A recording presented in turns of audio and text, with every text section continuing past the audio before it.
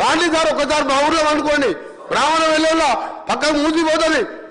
ఏడుపోస్తా వీళ్ళని చూస్తే ఈ అజ్ఞానులు ఎట్లా ఈ సభకు వస్తున్నారు. ఒకసారి ప్రపంచ దేశాలంతా కూడా ఇంత ఖర్చు పెట్టైనా ఆరోగ్యాన్ని ముఖ్యం సార్.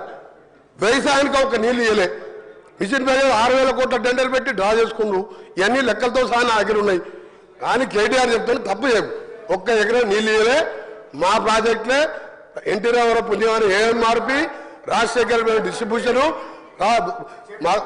మా రేవంత్ రెడ్డి గారి పుణ్యాన 2 నెలల్లో సొరంగం, బ్రాహ్మణ వెళ్ళేలా గంధం వల్ల బస్వాపూర్ పూర్తి చేసుకుంటాం. జిల్లా మొత్తం సస్యశామనం చేసుకుంటాం.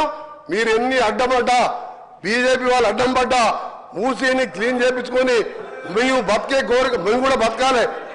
అది చేస్తున్నందుకు ముఖ్యమంత్రి గారికి మీ ద్వారా వాళ్ళకు కూడా జ్ఞానోదయం కలవాలని ఆ దేవుని ప్రార్థిస్తున్న అధ్యక్ష. కేటీఆర్ గారు. స్పీకర్ సార్, సబ్జెక్ట్ ఏంది, ఆయన ఏం మాట్లాడుతుంది సార్? మీరు మమ్మల్ని కంట్రోల్ చేస్తే కదా సార్, ఆయన నియంత్రించాలి. మీరు పెట్టండి సార్, చర్చ పెట్టండి. నల్లగొండ ఇరిగేషన్ మీరు చర్చ ఒక రోజు పెట్టండి. మేము ఎన్ని లక్షల ఎకరాలకు నీళ్ళు ఇచ్చినప్పుడు హరీష్ రావు గారు చెప్పిండ్రు. రేపు చర్చ పెడితే సావధానంగా మొత్తం చెప్తాం. మంత్రి గారిని అడుగుతున్నాను నేను, మీరు మాతో తుంగతుర్తికి పోదాం, సూర్యాపేట పోదాం, కోదాడ పోదాం. గతంలో కాంగ్రెస్ ప్రభుత్వం లేనడని అక్కడ నీళ్ళు వచ్చినాయా? 2 లక్షల ఎకరాలకు అదనంగా కేసీఆర్ గారు కాళేశ్వరం నీళ్ళు ఇచ్చిన మాట వాస్తవమా కాదా? పోయి రుజువు చేస్తాం.